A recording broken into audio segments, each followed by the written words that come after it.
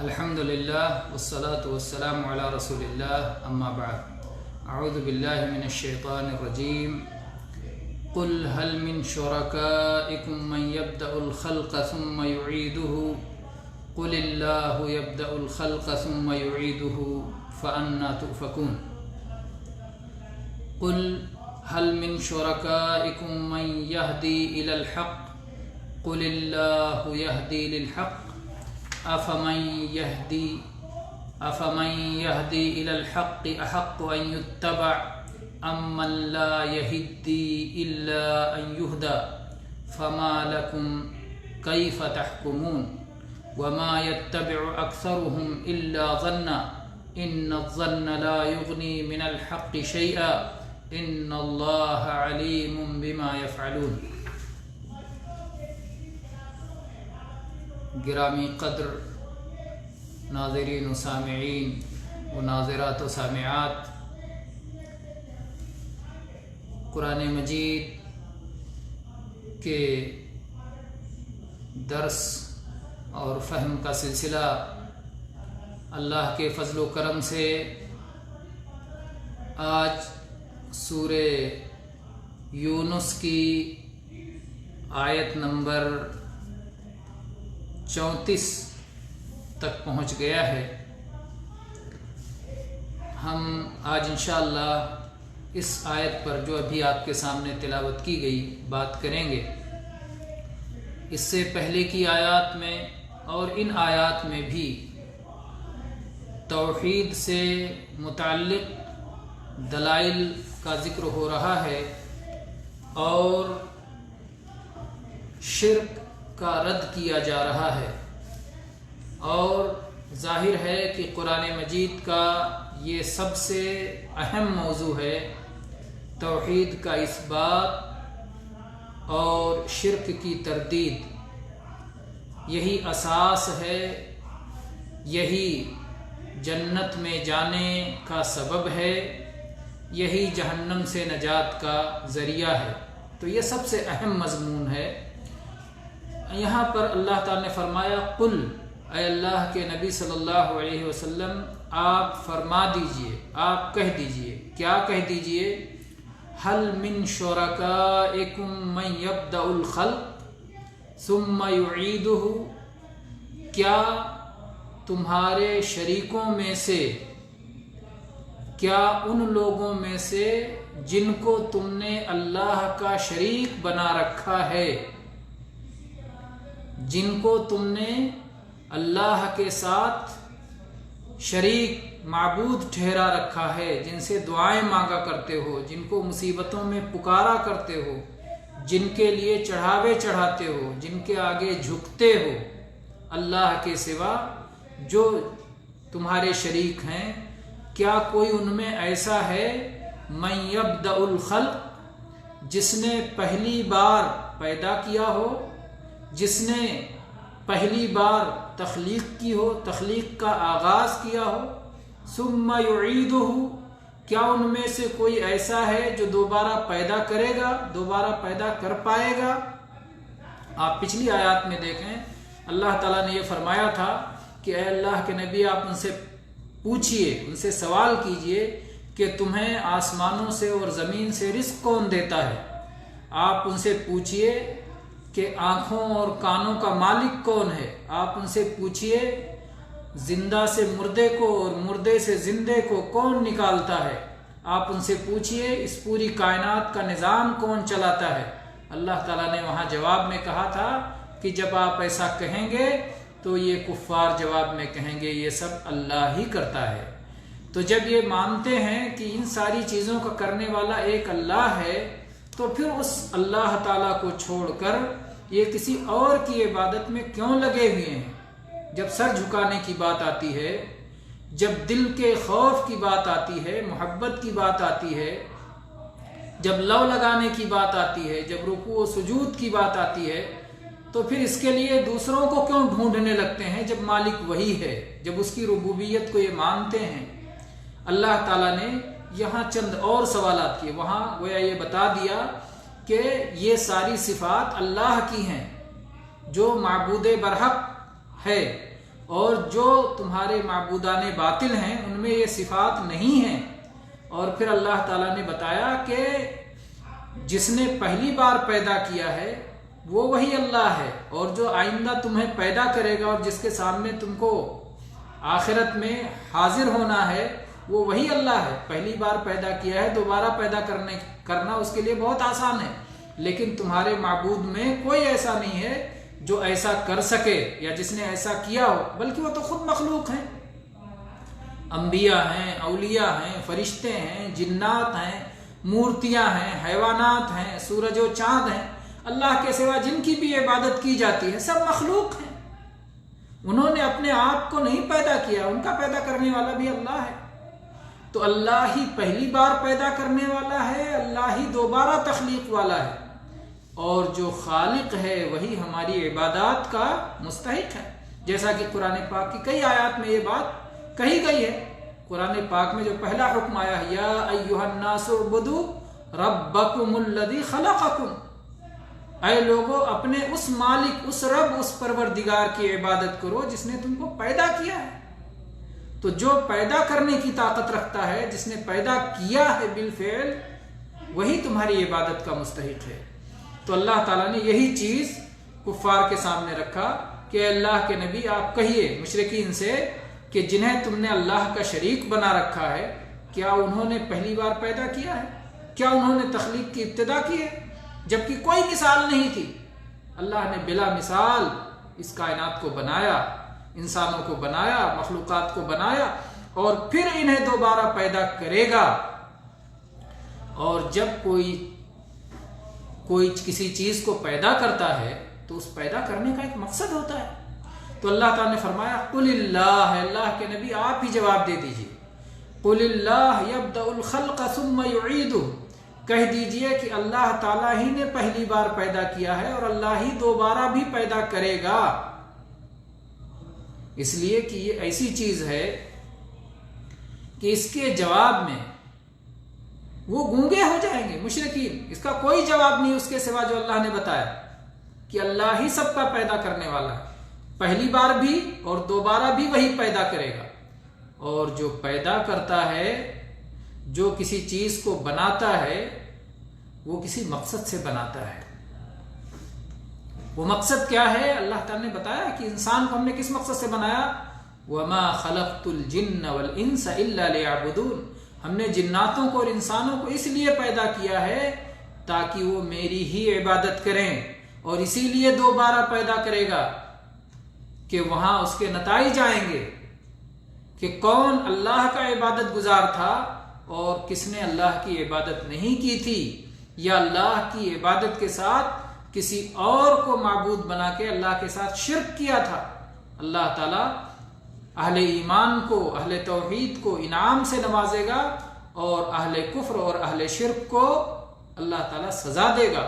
تو اللہ تعالیٰ نے کفار، مشرکین جو قیامت تک آئیں گے سب کے لیے سوال چھوڑا ہے کہ ان سے سوال کیجئے، کہیے کیا کون ہے تمہارے شرکاء میں سے جن کی تم عبادت کرتے ہو، جس نے پہلی بار بھی پیدا کیا اور دوبارہ بھی جو پیدا کرے گا، اور پھر اس کا جواب بھی دے دیجئے، کیونکہ ان کے پاس اس کا کوئی جواب نہیں ہے۔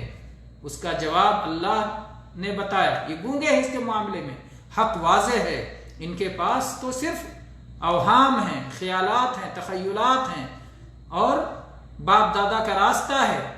ان کے پاس کوئی علم نہیں ہے جس کی بنیاد پر یہ کہہ سکے کہ وہ جس دین پہ چل رہے ہیں وہ دین برحق ہے۔ تو اللہ تعالیٰ نے کہا کہ آپ کہہ دیجئے کہ اللہ ہی نے پہلی بار پیدا کیا ہے اور پھر وہی دوبارہ پیدا فرمائے گا۔ فَأَنَّا تُؤْفَكُونَ، تو پھر تم کہاں بھٹکے جا رہے ہو، تم کہاں الٹی راہ پر جا رہے ہو۔ تُؤْفَكُونَ یہ افک سے ہے، ایک ہوتا ہے جھوٹ اور ایک ہوتا ہے افک، افتراء۔ جھوٹ کسے کہتے ہیں اور اس کی کیا جہات ہے؟ اگر آپ غور کریں، کسی نے کوئی خبر دی آپ کو، ایک شخص آپ سے آ کے کہتا ہے، کوئی بھی خبر دیتا ہے، اگر وہ خبر حقیقت کے مطابق ہے تو اس کی خبر سچی ہے، اور اگر وہ خبر حقیقت کے خلاف ہے تو وہ خبر جھوٹی ہے. لیکن یہ انسان بھی کیا جھوٹا ہے؟ اگر اس کی خبر جھوٹی ہے تو کیا یہ انسان بھی جھوٹا ہے؟ ضروری نہیں ہے، کیونکہ جو یہ خبر دے رہا ہے ہو سکتا ہے اس کو وہی بات معلوم ہو، اس کو کسی نے بتایا اور اس نے اس پر اعتبار کر لیا اور اسی بات کو اس نے آگے بڑھا دیا، اس کی تحقیق نہیں کی، وہ بات جھوٹی تھی. تو اس کے دل میں جو بات تھی وہی اس نے زبان سے کہی ہے، اس لیے وہ جھوٹا تو نہیں ہے لیکن اس کی خبر جھوٹی ہے. تو کبھی جھوٹ خبر اپنے طور پر جھوٹی ہوتی ہے لیکن اس کا بتانے والا جھوٹا نہیں ہوتا. کبھی خبر بھی جھوٹی ہوتی ہے اور اس کا بتانے والا بھی جھوٹا ہوتا ہے. تو یہ ہوا جھوٹ کا مسئلہ. ایک ہوتا افطرا، کہ ایک شخص جانتا ہے کہ یہ چیز جھوٹ ہے، یہ چیز حقیقت ہے، حق کو جانتا ہے، پھر وہ حق پر پردہ ڈال دیتا ہے، حق کو پلٹ دیتا ہے اور حق کے خلاف اپنی طرف سے جان بوجھ کے ایک بات بناتا ہے جو کہ باطل ہوتی ہے.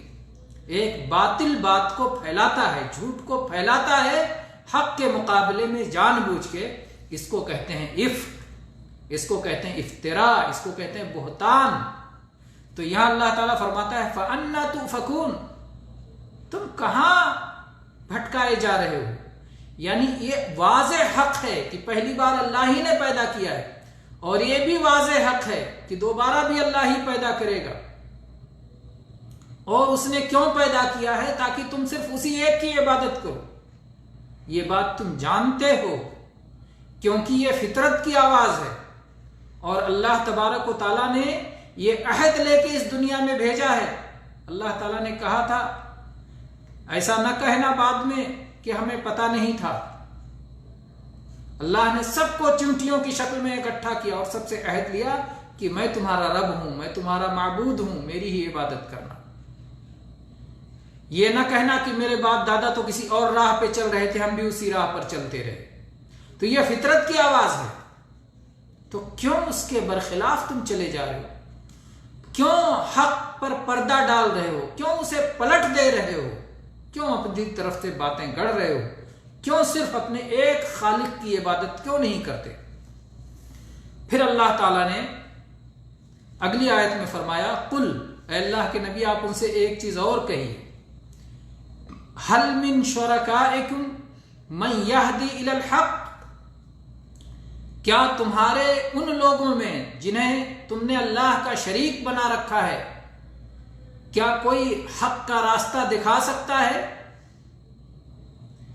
قل اللہ یہدی للحق، آپ ان سے کہہ دیجئے کہ اللہ ہی حق کا راستہ دکھا سکتا ہے. دیکھیے، پیدا کرنا اور ہدایت دینا، قرآن پاک میں اللہ تعالیٰ نے ان دو چیزوں کو کئی جگہوں پر جوڑا ہے. سبح اسم ربک الاعلی الذی خلق فسوی والذی قدر فہدی، ہدایت دیا، اور خلق پیدا کیا. تو یہاں دونوں چیزوں کو ذکر کیا. ابراہیم علیہ السلام نے جب فرمایا اللہ کے بارے میں الذی خلقنی فہو یہدین، جس نے مجھے پیدا کیا ہے وہی مجھ کو صحیح راستہ دکھائے گا. تو ہدایت کا راستہ اللہ ہی دکھائے گا.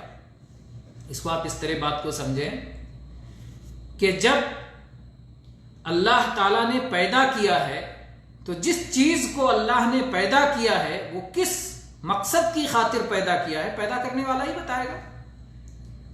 ایک شخص ایک سامان ایجاد کرتا ہے، ایک چیز بناتا ہے، ایک چیز ایجاد کرتا ہے.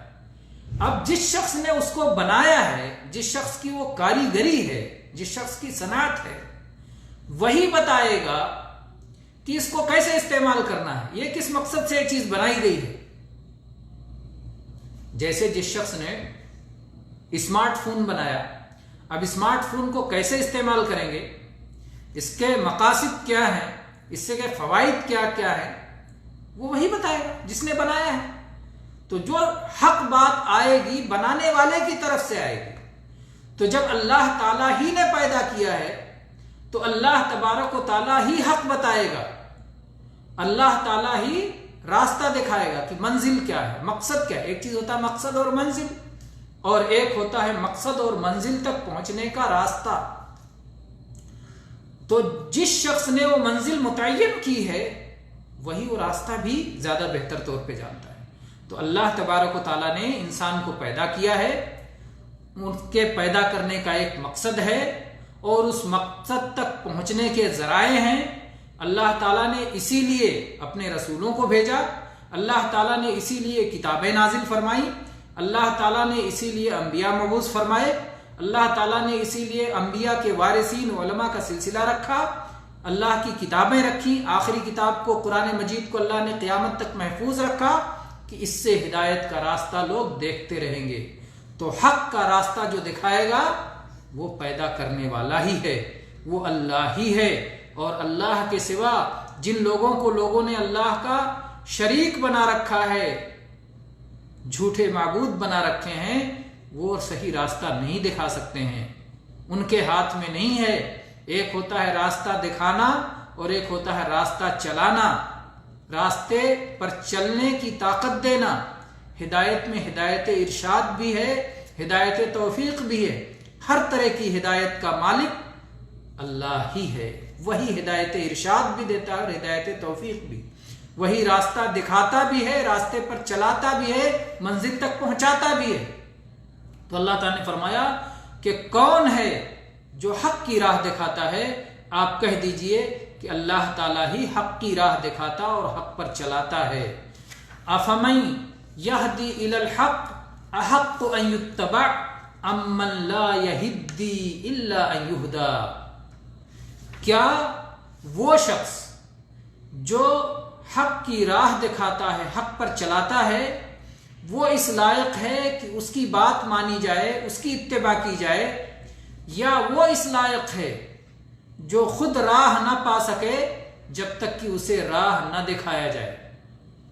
دو لوگ، اللہ تعالیٰ نے فرمایا کہ دو طرح کے لوگ، ایک وہ شخص ہے جو ہدایت کی راہ بتاتا ہے، صحیح راہ بتاتا ہے، اور ایک وہ شخص ہے جو خود اس بات کا محتاج ہے کہ اسے راستہ بتایا جائے۔ اب آپ کو ان دونوں میں سے کسی کے پیچھے جانا ہے تو آپ کو کس کے پیچھے جانا چاہیے، کس کی اتباع کرنی چاہیے؟ کیا اس کی جو حق کی راہ بتاتا ہے، یا اس کی جو خود حق کی راہ بتانے کے لیے کسی اور کا محتاج ہے؟ ظاہر بات ہے اس کی اتباع کرنا چاہیے جو حق کی راہ بتاتا ہے۔